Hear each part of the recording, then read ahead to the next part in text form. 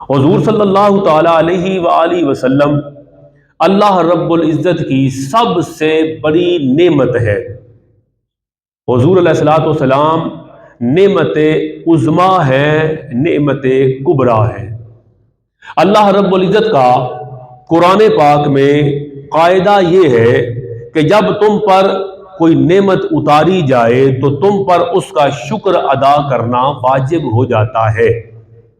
ارشاد ربانی ہے سورہ ابراہیم کی آیت نمبر 7، 13واں پارہ، فرمایا لَإِن شَكَرْتُمْ لَأَزِيدَنَّكُمْ وَلَئِن كَفَرْتُمْ إِنَّ عَذَابِي لَشَدِيدٌ۔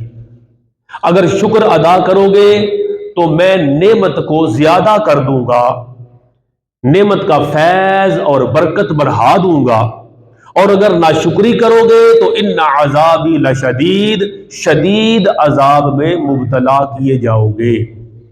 گویا نعمت کے حصول پر شکر ادا کرنا واجب ہے۔ ایک تو یہ کہ یہ اللہ رب العزت کا حکم ہے، اور دوسرا یہ کہ شکر ادا نہ کیا جائے تو بندے کے لیے شدید عذاب ہے۔ تو شدید عذاب جو ہے وہ یا ترک واجب پر آتا ہے یا ترک فرائض پر آتا ہے، لہذا شکر ادا کرنا قرآن کی آیت سے واجب ٹھہرا۔ اب اللہ عزت دے تو شکر ادا کرنا واجب، دولت دے تو شکر ادا کرنا واجب، شہرت دے تو شکر ادا کرنا واجب، اور اس نعمت میں اضافے کا باعث ہے تو ہر نعمت پر شکر ادا کرنا واجب ہے۔ تو کیا کہتا ہے آپ کا ایمان کہ وجود مصطفیٰ کائنات کی جو سب سے بڑی نعمت ہے، جب عزت دولت اور شہرت ملنے پر شکر ادا کرنا واجب ہے تو پھر حضور علیہ السلام کے ملنے پر شکر ادا کرنا واجب ہے یا نہیں؟ ذرا دل کے مفتی سے تو پوچھ، ذرا اپنے ایمان سے فتویٰ تو لے کہ بیٹا آ جائے تو تیرے لیے شکر ادا کرنا واجب، تو نیا گھر بنا کے شفٹ ہو جائے تو شکر ادا کرنا واجب، تیری جاب میں ترقی ہو جائے تو اس نعمت پر شکر ادا کرنا واجب۔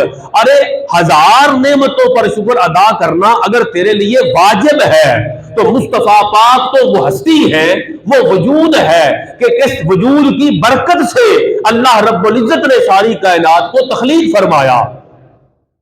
تو حضور کی آمد پر شکر ادا کرنا بھی واجب ہے، اور صرف واجب نہیں بلکہ یہ ایسا واجب ہے جس کے ادا کرنے سے اللہ اس نعمت کے فیض اور برکت میں اضافہ فرما دیتا ہے۔